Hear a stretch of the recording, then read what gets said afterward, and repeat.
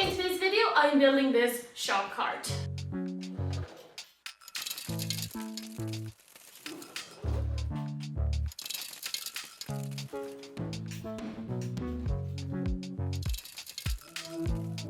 This was designed to hold all my basic power tools so that I can build stuff even in this small shop and keep things organized. It is mobile, it is pretty cheap to make, and it's a pretty simple build, so you can tackle it in a weekend. So let's get started.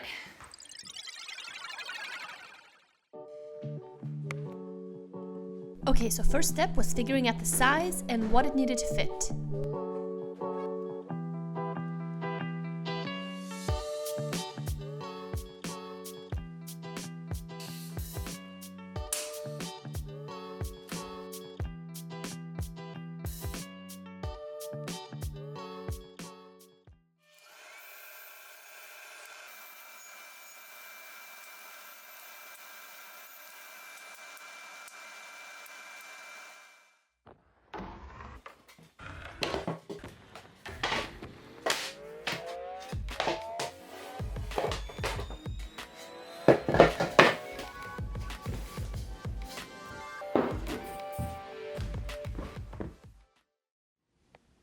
So for construction here, I'm going with my favorite method when it comes to basic projects and shop builds, and that is simply glue and a nail gun.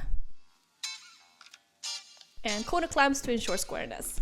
Later on, I'll go back and reinforce with some screws, but glue and nails alone are quite strong, and especially when the back gets attached later on, it adds a lot of rigidity.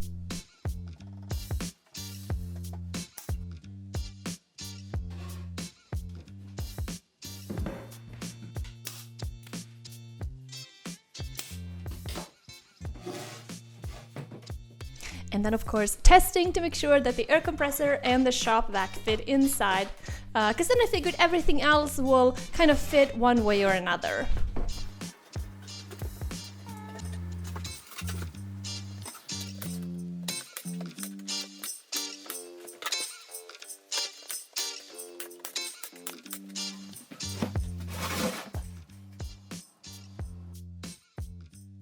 To attach the doors to the carcass, I'm using Inset hinges, and this practical jig here makes sure that the holes are drilled in the correct location.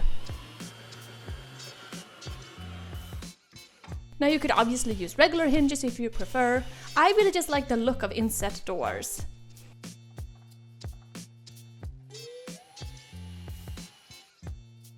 And now since I used the jigs to drill the holes and attach the second piece to the inside of the frame, everything lines up nicely and the doors just snap in place.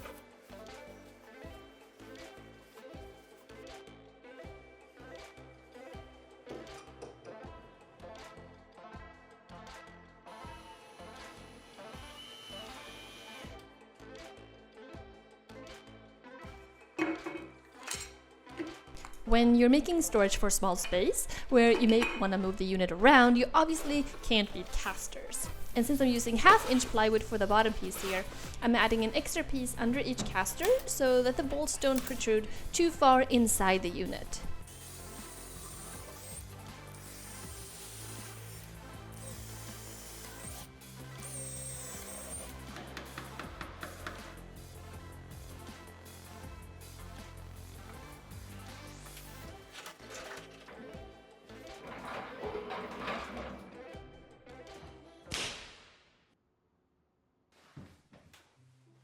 Okay, so I want to thank WD-40 for sponsoring this video and supporting my channel.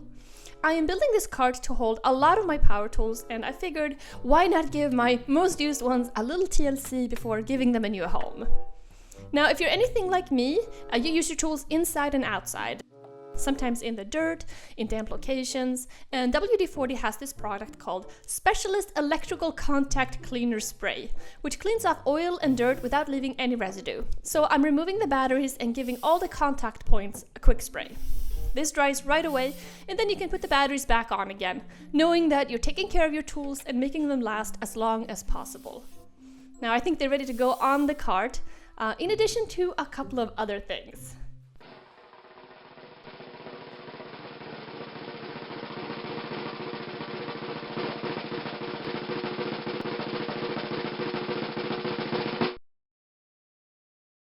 So a cart like this doesn't necessarily need a top, but why not? It gives you another work surface, which is really handy. I decided to glue together some leftover flooring because it's what I had on hand. Plus, I really like the look, but anything would work here.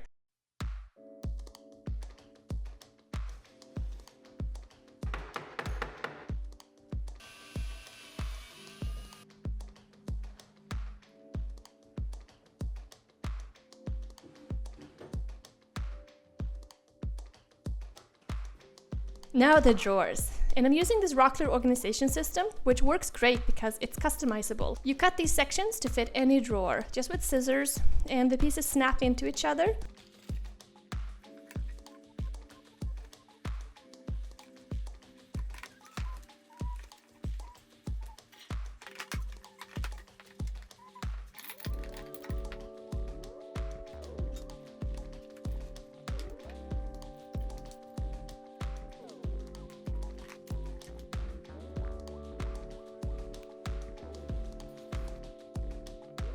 Okay, so time to organize the tools. I wanted to really take advantage of the sides of this cart to store a bunch of tools. So using scrap wood to glue and nail together various sections that fit different things.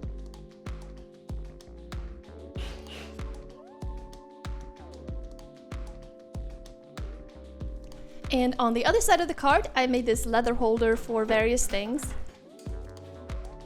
Also wanted to make sure I had space on here for some clamps and a little shelf here for glue and glasses and those kinds of things.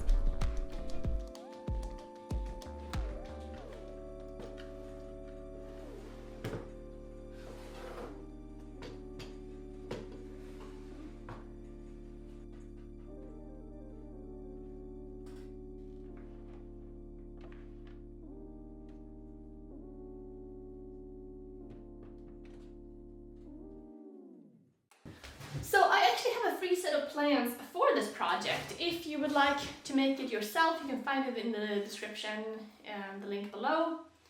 I really like the way this turned out. I mean, the whole point of this shop here is that I want it to be kind of a hideaway and I want to build stuff, but I don't want it overly cluttered with tools. And I am gonna keep some more hand tools and other stuff in here, but that doesn't mean that you don't need this stuff. I feel like this is the essentials. You need like a drill and an air compressor and some clamps and a few things like that. You really need more than this. But this is like the bare essentials, I think, of what you need to make stuff, and that's what I wanted to fit in this cart. Now I even have some more space in there. I haven't completely filled it up yet, which is kind of nice. Of course, I made some choices here because I went a little overboard, which you really don't need to do. I mean, I have an oak top here, which is leftover flooring, so it's kind of a scrap project. But you can use anything for a top. To match that up with oak face frames, again, not necessary. And for poles and stuff, I added some leather details, which I really like because it is so practical and it's not that expensive. You can get some scraps and put this up. We have a leather piece right here. I find these to be just so useful and really kind of basic. You can use screws too, but where you can just hang things. So I used oak here for these various accessories. Because I had some on hand, although it's really kind of easier to use plywood because hardwood is kind of annoying to drill through and attach. So yeah. This little shelf right here is, again, it's very basic. It's just some pieces that are glued and nailed together, then screwed in, a little section under here for support, and then this little leather thing here just to keep things from not falling out. So in terms of holders for the power tools, I went pretty scrappy. I think this stuff is kind of fun to figure out as you go along. Like, you have a tool, you look at it, and you think about, okay, how can I make this kind of sit on the wall? Do that. But anyway, I hope you guys enjoyed this video. Let me know in the comments below if you have any questions, if there was something I wasn't clear about. And thank you guys so much for watching, and I'll see you soon. Bye!